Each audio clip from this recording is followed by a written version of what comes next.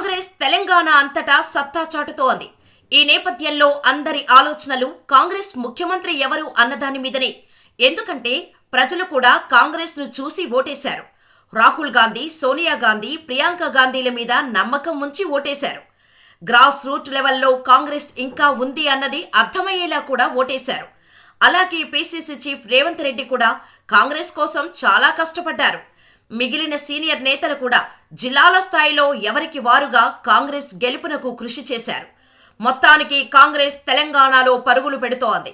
కాంగ్రెస్ గెలుపు ఒక విధంగా ప్రజా విజయంగా కూడా చూడాలని అంటున్నారు. ఇప్పుడు కాంగ్రెస్ సీఎంగా ఎవరు ఉంటారు అన్నదే చర్చకు వస్తోంది.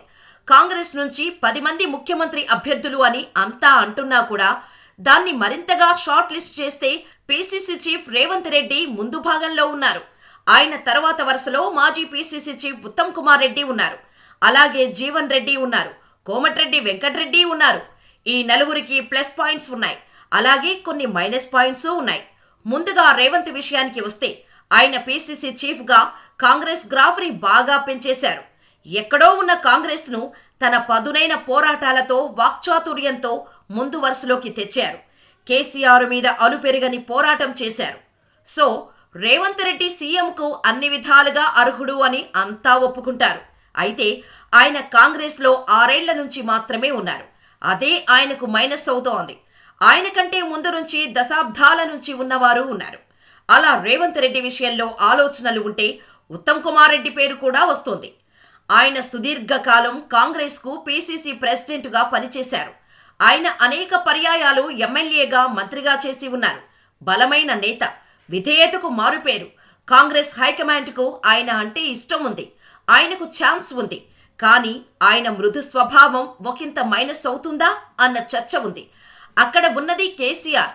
ఆయనతో ఢీ అంటే ఢీ కొట్టాలి. అందువల్ల ఉత్తమ్ విషయంలో ఇదే మైనస్ అంటున్నారు.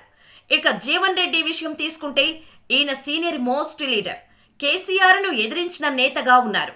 అయితే ఈయనకు ఇతర నేతల మద్దతు ఎంతవరకు లభిస్తుందో తెలియదు అంటున్నారు.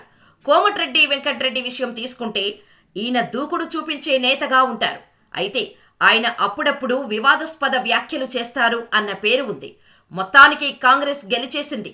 ఇప్పుడు అసలైన సమస్య హైకమాండ్ మీద ఉంది. ఎవరిని సీఎంని చేసినా మిగిలిన వారిని కూడా ఒప్పించడం పెద్ద సమస్యగానే ఉంటుంది. ఇక రేవంత్ రెడ్డిని సీఎంను చేస్తే చాలా మంది కంటే ఆయన జనాలకి తెలుసు. పైగా కేసీఆర్ మీద పోరాడిన మొనగాడిగా ఉంటారు.